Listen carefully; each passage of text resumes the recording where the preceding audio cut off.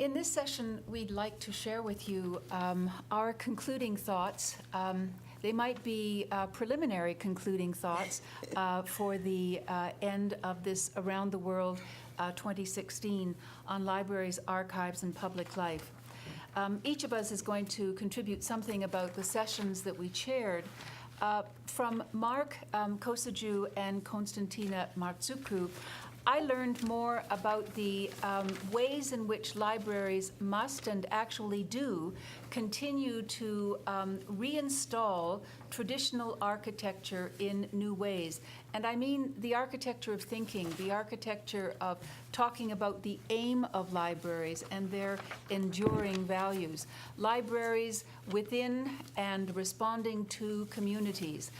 The library as a social hub, the library as maybe even an initiator of digital projects, certainly a partner in digital projects. So that for me was very exciting about the conversation between a librarian from Malta and a librarian management professor from Aberdeen. So I was moderating this session with Mario Hebert and Alice Crawford. Alice is from the University, St. Andrews University in Scotland, and Mario was from the University of Sarajevo. And when I think of the two presentations and what they talked about in terms of public life, I'm really struck by Mario's challenge to all of us to think about if the digital can even support public life, if it can support public forums, and what is the role of librarians and information professionals in resisting the corporatization of public life. And that was really contrasted with Alice Crawford, who talked a lot about those enduring values of libraries, what they contribute to public life and to the public good. And I think that what I take away from Alice Crawford's talk is the importance of research and different ways of telling and communicating the value of libraries and their role in public life. What I liked about Alice's presentation, too, in the conversation, that is, was her candor and honesty in admitting that she has been prompted to this sense of responsibility for privacy through Mario's remarks and his idea of the oasis of privacy that the library could provide. So it was really an interesting conjunction of two views which weren't so different at all. Yes, my overall impression of the two papers were that they were bookends. Yes, So I think that there was an underlining common themes that ran throughout both of those presentations. In the conversation with Brendan Edwards and Nigel Rabb, I was actually impressed with the eagerness with which the historian could learn from the archivist, and the archivist could learn from the historian. There was a sense of really equitable interchange there. Of course, it helped that they are both historians, although Brendan happens to be in a slightly different role these days as a head of the library and archives at the ROM.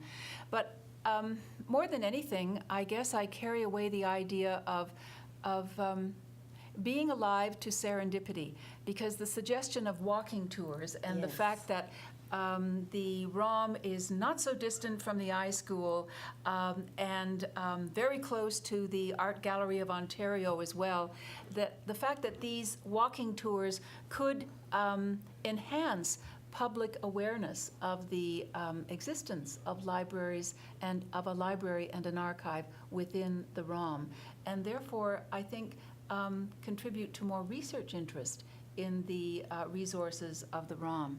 In the discussion that Gillian Botry and Seamus Ross had on academic libraries, spaces and digital archives, what was interesting was this common thread of the notion of accessibility, whether it's in the sort of physical space or digital space.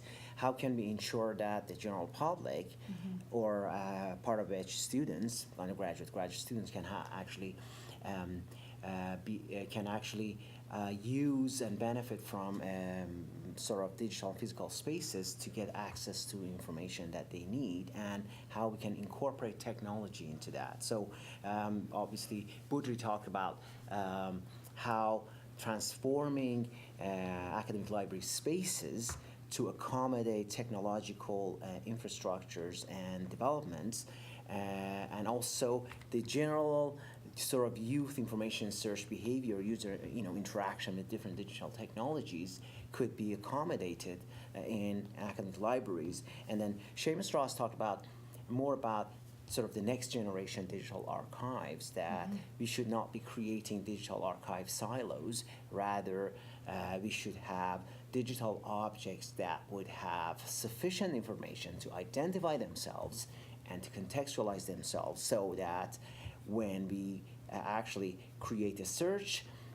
mechanism, it could actually retrieve those digital objects wherever they are actually residing. So regardless of their space or place or location, you should have enough identifying information for each individual object, so that they are findable, retrievable, and searchable no matter where they are. So, and that's the key point, because currently a lot of digital libraries, Google Books as an example, Digital Public Library of America, the Open Library, they are still big repositories of digitized content with curated metadata. Some of them are partially available. For example, Google Books is absolutely commercial. Hadi Trust is partially institutionally focused, and you have to pay subscription. It's licensed. Right, it's licensed. So a good example is Digital Public Library of America as an example. So, which Seamus Ross mentioned in his paper, that we should look at how we can actually, in a way, liberate and make digital archives more open and accessible, rather than putting more sort of limit on them in terms of putting them in silos. That's right, more restrictions, yeah. I had the pleasure of facilitating the discussion between Richard Cox and Frank Tuff in the context of archives, which I enjoyed very much. We learned about an orientation in archives to social justice, which is grounded in information ethics. We're prompted to think about new meanings for evidence. I thought it connected very well with other sessions, particularly Michael and Carolyn, and the notion of information justice and talking about activism. Our field historically has been much more comfortable with the word advocacy than activism, and I'm always challenging students to negotiate that blurred line. In the academy ourselves, we're under constant assessment as profs, as we all know, but there seems to be an opening up in the last few years towards acknowledging the value of our work in terms of public intellectualism and knowledge mobilization, which gives us, I think, a nice opportunity within the discourse of higher ed to embrace activism with our teaching and learning with students. We know that muzzling is beginning to ease up in Canada. Not all our problems are solved, but we endured a great muzzling of scientists, for example, a great muzzling of journalists. There's no question that that hasn't impacted the way that we do teaching and learning in the academy. I was very struck by our wonderful students and how diverse they are. Thinking back to Bard's opening student contribution, I really enjoy, and it showed through the range of students, but I really enjoyed how he values bringing together rhetoric, knowledge, philosophy, epistemology, human rights, artifact, evidence, grounding it in policy. He seems to be really encouraged by fields of opportunity which bridge rhetoric and reality. He talked about his attraction to the dynamics of a field which has a continual need to redefine itself. I would just caution those of us to think about redefinition. There's that tripartite of defining, redefining, and then confining. And we have to be really careful that as we're redefining, we're not confining. And I think Richard and Frank's interplay with one another really prompted us to think about convergence in that way. and the opportunities and perhaps the confining of it. So for me, all of this does come back full circle into thinking about teaching and learning and ways that we're leveraging these pieces towards knowledge mobilization and public intellectualism, attracting students that are interested in the intersections of rhetoric and reality, and that want to define and redefine but not confine.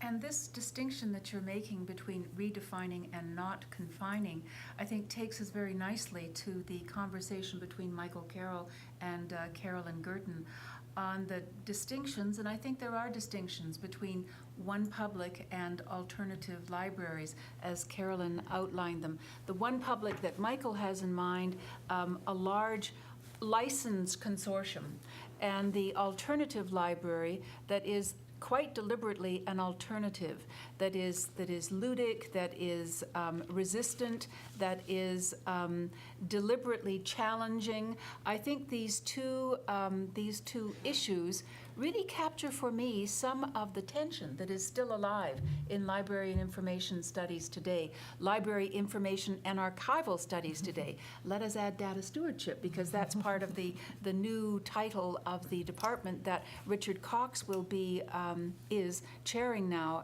at the University of Pittsburgh. So it encourages us, in a way, to grapple with these problems, not to be complacent, to consider that they're solved, that the surface is smooth, that there are no ripples or breaks or creases. I think there are a lot of breaks and a lot of issues of ambivalence, as even Alice Crawford admitted, of some conflictedness, as Michael Carroll admitted in his conversation. But I'm hoping that these conversations actually encourage more conversations, that they keep the multi-log going, all right?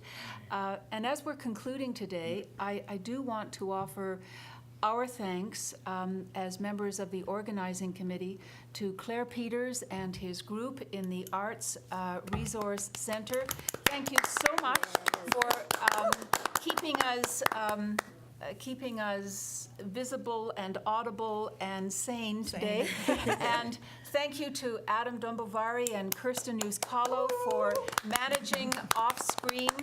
And my particular thanks to my colleagues on this committee, to Tony and Tammy and Ali for your wonderful cooperation and collegial input. Thank you again, and goodbye from Edmonton. And thanks to Pat. Yes.